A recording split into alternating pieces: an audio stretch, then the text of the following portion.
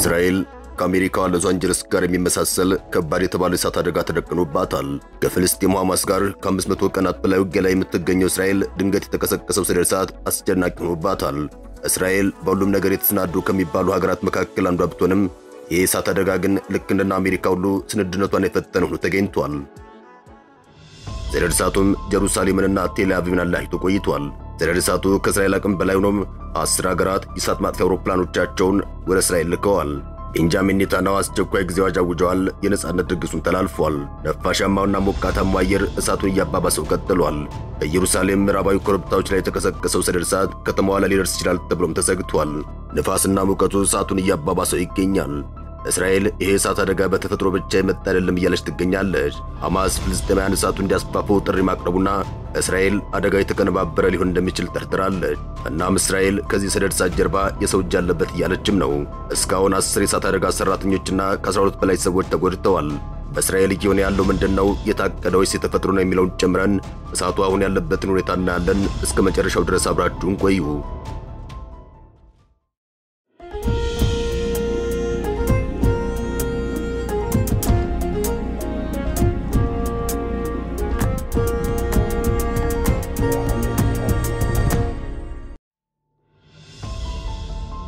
እስራኤል ባለፉት 2 ቀናት ከቁጥጥር ውጭ የሆነ ሰደድ እሳት አጋጥሟታል።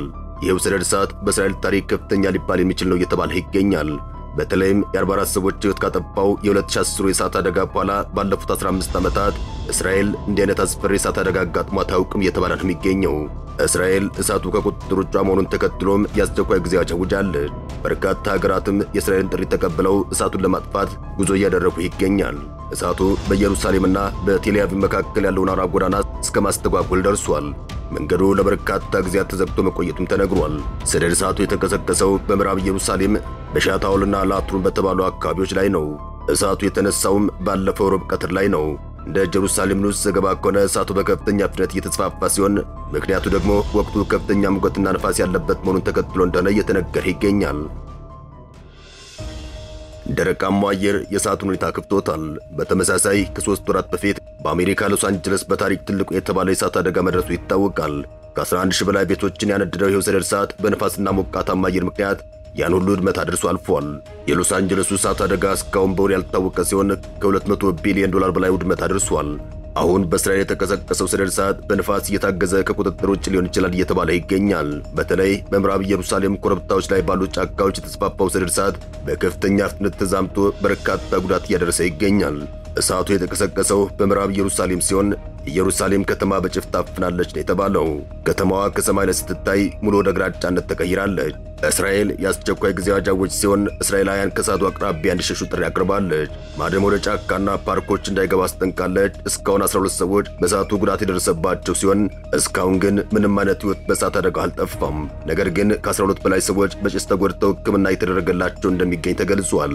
እስራኤል በእሳት አደጋ ውስጥ ያሉ ነዋሪዎቹ አካባቢውን ለቀው እንዲወጡ እያደረገች ትገኛለች።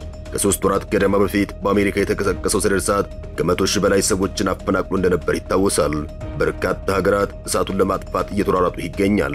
እስራኤል የእሳት አደጋ ከአቅሟ በላይ መሆኑን ተከትሎ የቅርብና የሩቅ ወዳጆቿ እሳቱን ለማጥፋት እየተረባረቡላት ይገኛል። እስካሁን እሳቱ ላይ ደርሰው የማጥፋት ትንቅንቅ ከጀመሩ ሀገራት መካከል ጣሊያን፣ ክሮሺያ፣ ስፔን፣ ፈረንሳይና ሩማንያ አውሮፕላኖቻቸውን ወደ እስራኤል ልከው ከእሳቱ ጋር እየታገሉ ይገኛል።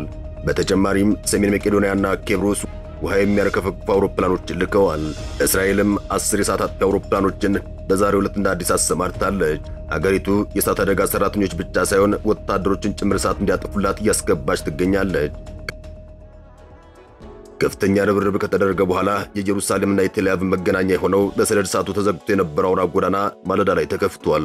እሳቱ ዛሬ ማለዳ ከርቀት ጭምር ይታይ እንደነበር የዓይን እማኞች ተናግረዋል።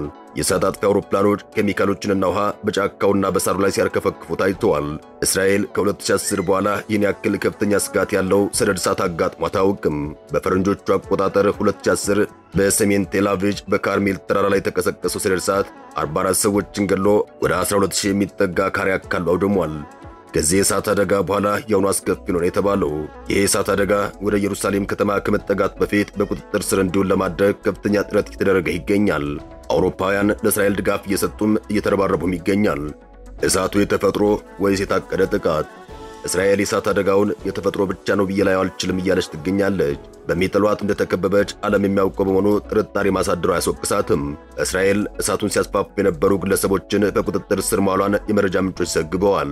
ሐማስም በቴሌግራም ገጹ በኢየሩሳሌምና በዌስት ባንክ ያሉ ፍልስጤማውያን ያገኙትን ነገር ሁሉ እንዲያቀጣጥሉ ጥሪ ማቅረቡ ለዚህ የእስራኤል ጥርጣሬ ሌላ ምክንያት ነው ብቅ ብሏል። ሐማስ ትናንት በቴሌግራም ገጹ ባስተላለፈው መልእክቱ በኢየሩሳሌምና በዌስት ባንክ ያሉ ፍልስጤማውያን በጫካዎች እሳት እንዲያስፋፉ፣ መኪናዎች እንዲያቀጣጥሉና እንዲሁም ጥቃት እንዲፈጽሙ ጥሪ አቅርቧል። ከ500 ቀናት በላይ ከእስራኤል ጋር ከባድ ትንቅንቅ እያደረገ የሚገኘው ሐማስ አሁንም ውጊያ ላይ እንደሆነ እየተነገረ ይገኛል። እስራኤል ከቁጥጥሯ ውጭ ከሆነው እሳት ጀርባ ጠላት የሆኑ ቡድኖች አሉ በሚል ምርመራ እያደረገች ስለመሆኗ የጀሩሳሌም ፖስት ዘገባ ያመላክታል።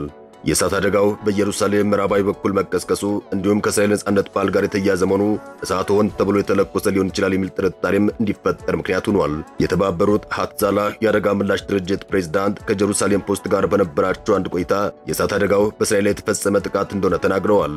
እሳቱ የተቀሰቀሰው አንድ ቦታ ላይ ሳይሆን በተለያዩ 20 ቦታዎች ላይ እንደሆነም ተናግረዋል። ይህም ሰው ካላያያዛቸው በስተቀር 20 የተለያዩ ቦታዎች ላይ እሳቱ ድንገት ሊቀጣጠል አይችልም ያሉት ጉዳዩ ከጥቃት ጋር የተያያዘ እንደሆነ ሲናገሩ ተደምጠዋል። በምስራቅ ኢየሩሳሌምም እሳቱን ለማስፋፋት ሲሞክሩ ነበሩ የተባሉ በርካታ ሰዎች በቁጥጥር ስር መዋላቸው ተነግሯል። ፖሊስ ያስኳቸው ያላቸው ሰዎችም በኪሳቸው ላይ ተርናጥጥ ይዘው እንደነበር አስታውቋል። እስራኤል ይህ የእሳት አደጋ ሰው ሰራሽ ነው ብላ ካመነች ሌላ ከበድ ያለ ጥቃት መፈጸሙ አይቀሬ ይሆናል እየተባለ ይገኛል። ሐማስ እሳቱን አቀጣጥሉት ብሎ በማህበራዊ መገናኛ ጥሪ ማቅረቡ ከጥቅሙ ይልቅ ጉዳቱ ሊያመዝንበት ይችላል እየተባለ ነው የሚገኘው። የጋዛን ጥቃት ዓለም እየተቃወመ ባለበት በዚህ ሰዓት ሐማስ እሳቱን አያይዙት ማለቱ ፖለቲካዊ ትርፍ አያስገኝለትም ተብሏል። ምክንያቱም ለጋዛውያን የሚቆም ሁሉ እሳቱን ለማጥፋት እየተረባረቡ ይገኛሉና ነው። በአሁኑ ሰዓት በከባድ ሙቀትና አውሎ ንፋስ ምክንያት እንደተነሳ የተገመተው ሰደድ እሳትን ለመቆጣጠር የእሳት አደጋ መከላከያ አውሮፕላኖችና በርካታ የእሳት አደጋ ሰራተኞች በማሰማራት የእሳት አደጋውን ለመቆጣጠር እየተሰራ እንደሆነ የታይምስ ኦፍ እስራኤል ዘገባ ያመላክታል። ሰደድ እሳቱ በመጀመሪያ በእስራኤል ሞሻብ ታውዝ አካባቢ የተከሰተ ሲሆን በተደረገው እሳቱን የመቆጣጠር ስራ በሰደድ እሳቱ ሳቢያ ተዘግቶ የነበሩ አንዳንድ መንገዶች ተከፍተዋል። ይኸው ሰደድ እሳት በከተሞች አቅራቢያ የሚገኙ የደን ስፍራዎችን በከፊል ያወደመና አስፈሪ እንደሆነ ክስተቱን የተመለከቱ አስተያየት ሰጪዎች እየተናገሩ ይገኛል። ሰደድ እሳቱን ለማጥፋትም በአየርና በምድር ርብርብ እየተደረገ እንደሆነ ተጠቁሟል። እሳቱ ቅድስቱን ከተማ ኢየሩሳሌም ከተማ ይደርስ ሲሆን የበርካቶች ጥያቄ ነው። ኔታንያሁ እሳቱን የኢየሩሳሌም ከተማን ሊያቃጥል ይችላል ሲሉ አስጠንቅቀዋል።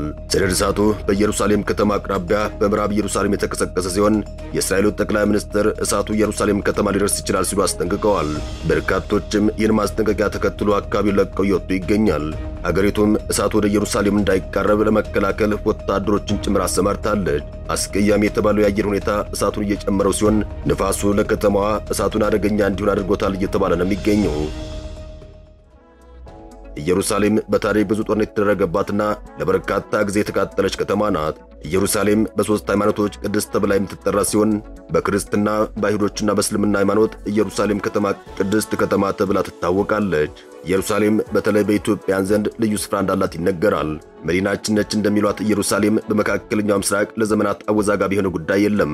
ኢየሩሳሌም በዓለም አቀፍ ደረጃ በተመሳሳይ መልኩ አወዛጋቢ ናት። አሁን ደግሞ አሜሪካ ኢየሩሳሌምን በእስራኤል መዲናነት ዕውቅና መስጠትን ተከትሎ የኢየሩሳሌም አወዛጋቢነት አይሏል።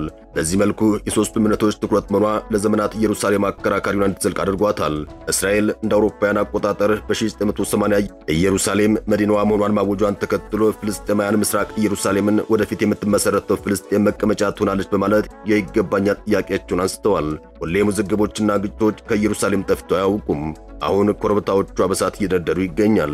እሳት በተደጋጋሚ ከሚያጠቃቸው ሀገራት መካከል ከአውሮፓ ግሪክ፣ ከመካከለኛው ምስራቅ ደግሞ እስራኤል ይጠቀሳሉ። እንዲሁም የአሜሪካዋ ካሊፎርኒያ ተደጋጋሚ ሰደድ እሳት ያጠቃታል። ከ3 ወራት በፊት የተቀሰቀሰው የሎስ አንጀለስ እሳት እጅግ በርካታ ጉዳት ያስከተለ ሲሆን ጉዳቱ እስከ $200 ቢሊዮን የሚገመት እንደነበር ይታወሳል።